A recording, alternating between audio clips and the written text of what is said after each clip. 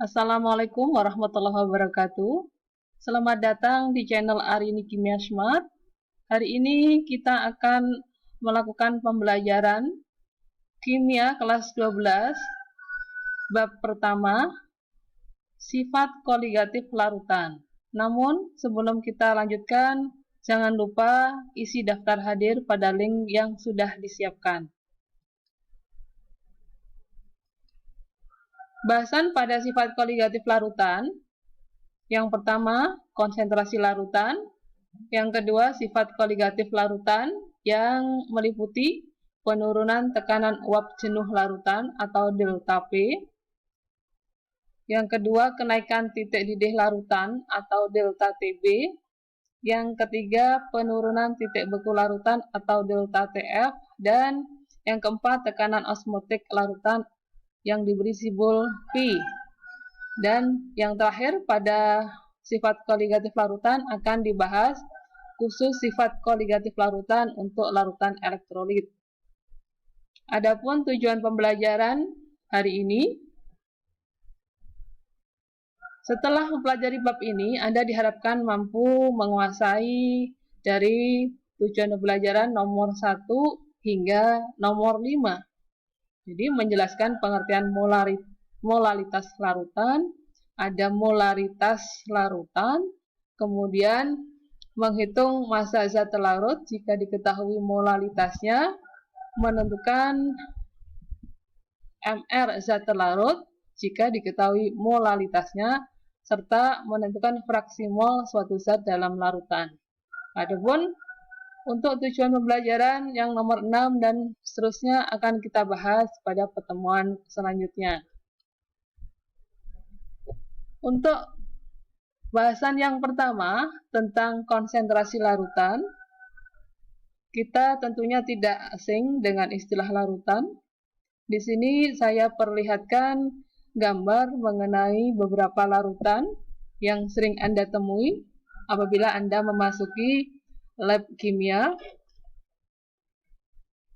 Larutan itu merupakan campuran dari zat terlarut dan zat pelarut. Dalam kehidupan sehari-hari, kita sering melihat misalnya campuran antara gula dan air pada saat kita membuat teh. Pada saat kita membuat teh itu, sesekali akan terasa sangat manis. Bagaimana cara untuk menguranginya? Tentu saja kita punya pemikiran untuk menambahkan air. Nah, apa fungsi air di situ? Dengan penambahan air, maka teh yang kita buat tadi akan berkurang manisnya. Atau istilah lainnya, kita encerkan. Apa yang berbeda antara teh yang pertama dan teh yang kedua? Tentu saja pada teh yang pertama tadi, banyaknya gula dibandingkan dengan banyaknya gula di teh kedua, itu sudah berbeda. Sehingga menyebabkan perbedaan rasa manis. Nah, konsentrasi itu sendiri, menurut pengertiannya, konsentrasi adalah besaran yang menunjukkan kepekatan atau kekentalan larutan melalui perbandingan antara pelarut dengan zat terlarut.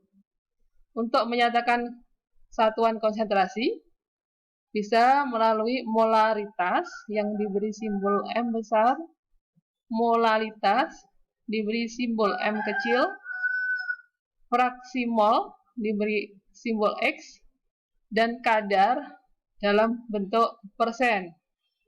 Persen ini bisa dinyatakan dalam persen berat per berat, atau juga persen volume per volume, ataupun campurannya persen berat per volume. Selanjutnya kita akan bahas satu persatu satuan konsentrasi berikut. Yang pertama, molaritas. Molaritas adalah jumlah mol zat terlarut dalam 1 liter larutannya. Molaritas ditunjukkan jumlah mol dengan subskrip atau dengan simbol N, dan volumenya dalam 1 liter larutan disimbolkan dengan V. Jadi, molaritas sama dengan N per V. N itu sendiri, mol, kita sudah mempelajarinya di kelas 10 dan kelas 12, kelas 11. Kalau mol adalah bisa dicari dengan membagi massa dibagi dengan AR atau MR zat tersebut. Kemudian volumenya, karena dalam satuan liter, 1 liter sama dengan 1000 ml, maka persamaan molar sama dengan N per V atau mol per liter, itu bisa digunakan molnya gram per MR dikalikan 1000 per mililiter. Dengan N adalah mol zat larut dan V merupakan volume larutan. Apabila suatu larutan dengan persentase tertentu dan massa jenis yang diketahui, maka molaritas suatu larutan tersebut dapat dihitung menggunakan rumus M molaritas sama dengan 10 kali rho dikalikan kadar zat tersebut, zat terlarut, dibagi MR zat terlarut, di mana rho adalah massa jenis, sedangkan kadar dalam persen massa. Untuk molaritas atau kemolaran suatu larutan yang diencerkan atau ditambahkan zat pelarut dapat diubah dengan ditambahkannya zat pelarut atau ditambah pelarut, dan hal ini akan berlaku rumus pengenceran seperti yang sudah kita pahami pada kelas 11. Rumus pengenceran V1 dikalikan M1 sama dengan V2 dikalikan M2. V1 adalah volume sebelum pengenceran, M1 molaritas sebelum pengenceran, V2 volume setelah pengenceran, dan M2 adalah molaritas setelah pengenceran. Contoh menghitung konsentrasi dalam satuan molaritas. Suatu larutan HNO3 berkadar 94,5% dan bermassa jenis 1,25 gram per mililiter. Hitunglah kemolaran larutan tersebut. Bagaimana pembahasannya? Seperti pada slide sebelumnya, molaritas dapat dihitung dengan mengalikan 10 dikalikan massa jenis dikalikan kadarnya, kemudian dibagi MR zat tersebut. Massa jenis dalam larutan ini adalah 94,5%, mohon maaf, kadarnya 94,5%, kemudian massa jenisnya 1,25 gram per mililiter, dikalikan 10, kemudian dibagi 63. Nanti akan diperoleh 18,75 molar. Contoh yang kedua, 4,9 gram asam sulfat H2SO4 dilarutkan dalam 2 liter air.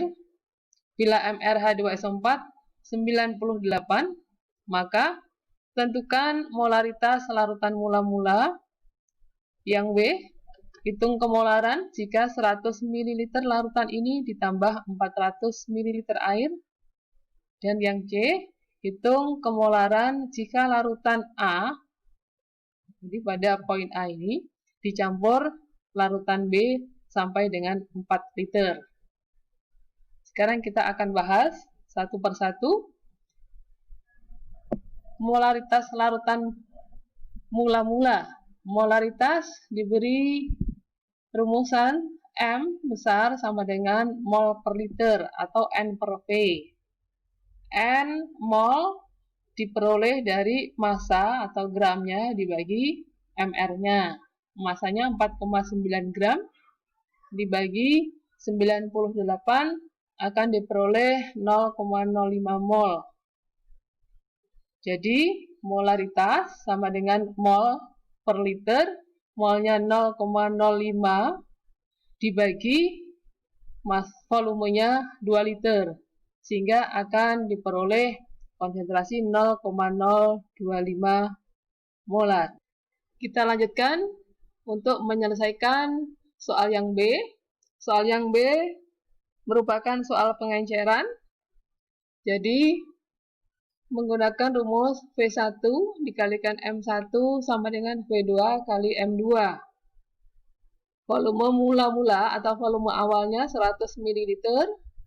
Konsentrasi molaritas awal yang kita ketahui dari A tadi, poin A 0,025. Kemudian setelah ditambah 400 sehingga volume 2, volume setelah ditambah yang mula-mula 100 ditambah 400 sehingga 500 ml. Kemudian berapa molaritas setelah ditambah air tersebut? M2 molaritas setelah ditambah air sama dengan 100 dikalikan 0,025 kemudian dibagi 500 akan diperoleh nilai 0,005 molar. Kita lanjutkan untuk membahas soal bagian C. Soal bagian C merupakan perhitungan molaritas campuran.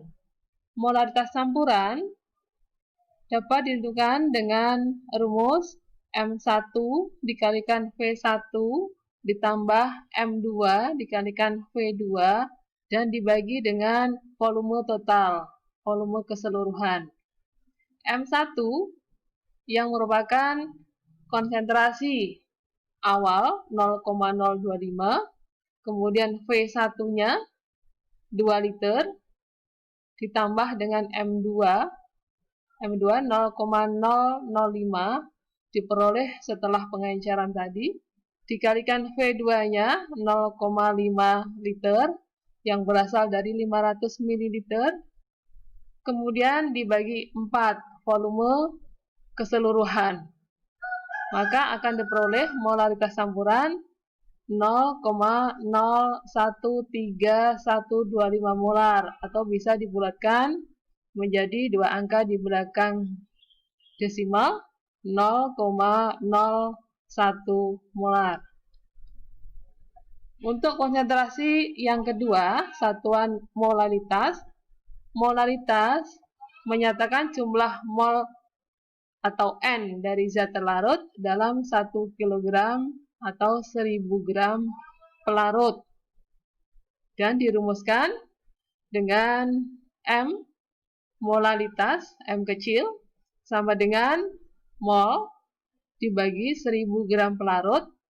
Mol itu sendiri sama dengan massa dibagi dengan MR-nya, kemudian pelarutnya karena dinyatakan dalam gram maka dikalikan 1000 per P, di mana N adalah mol zat terlarut dan P adalah massa zat terlarut. Contoh menghitung untuk molaritas larutan. Contohnya, 4 gram NaOH dilarutkan dalam 400 gram air, maka tentukan molaritas larutan tersebut. Molaritas, kita lanjutkan contoh menghitung molaritas larutan.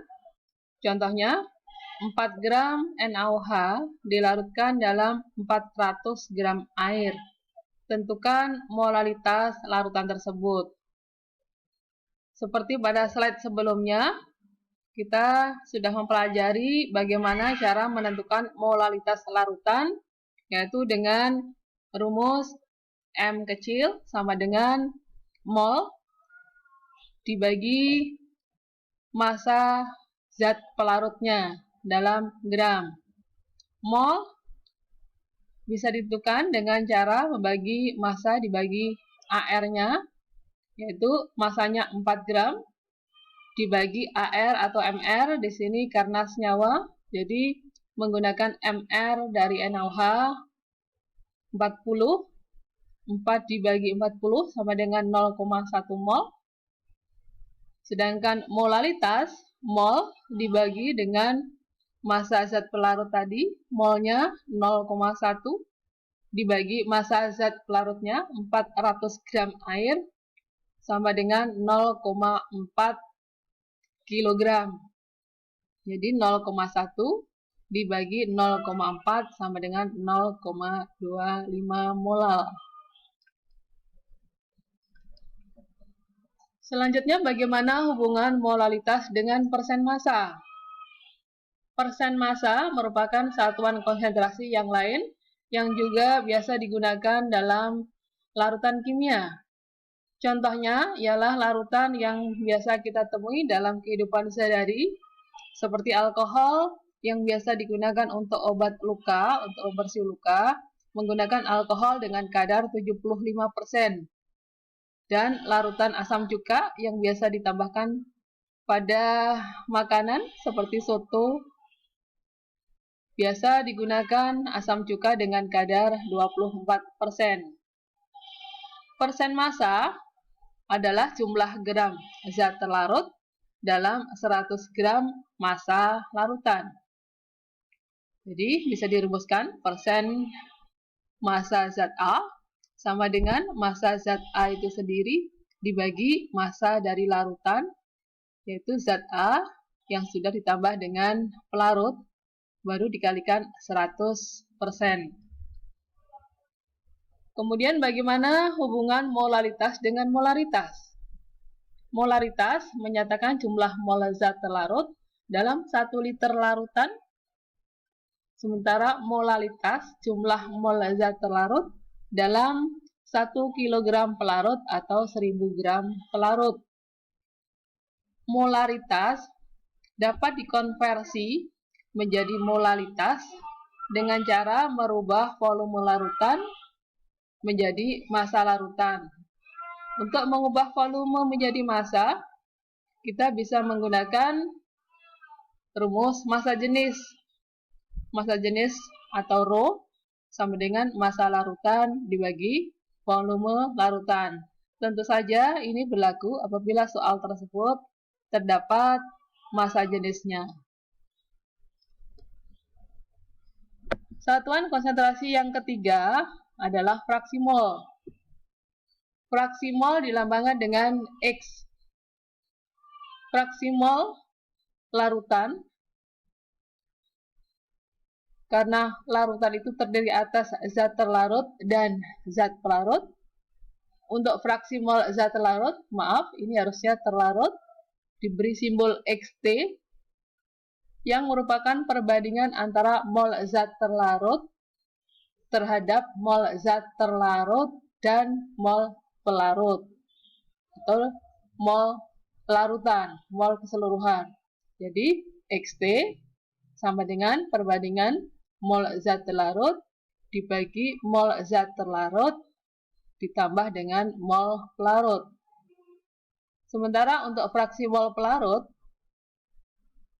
yaitu fraksi mol pelarut dapat ditentukan adanya perbandingan antara mol pelarut terhadap mol zat terlarut dan mol pelarut.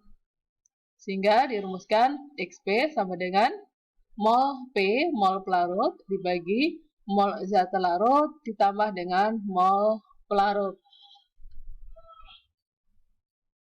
Karena X larutan merupakan X zat terlarut ditambah dengan X pelarut, atau fraksi mol larutan merupakan penjumlahan dari fraksi mol zat terlarut dan fraksi mol pelarut, maka bila dijumlahkan, fraksi mol zat terlarut sama dengan mol zat terlarut dibagi mol zat terlarut plus mol pelarut. Kita substitusikan dari persamaan sebelumnya tadi, ditambah dengan fraksi mol pelarut sama dengan mol pelarut dibagi mol zat terlarut plus mol pelarut, maka akan diperoleh persamaan seperti ini, dan akhirnya akan memperoleh nilai 1. Jadi jumlah fraksi mol zat terlarut dengan fraksi mol pelarut harus sama dengan 1. Contohnya, sebuah larutan terdiri dari 3 mol zat A, 3 mol zat B, dan 4 mol zat C. Hitung fraksi mol dari masing-masing zat tersebut.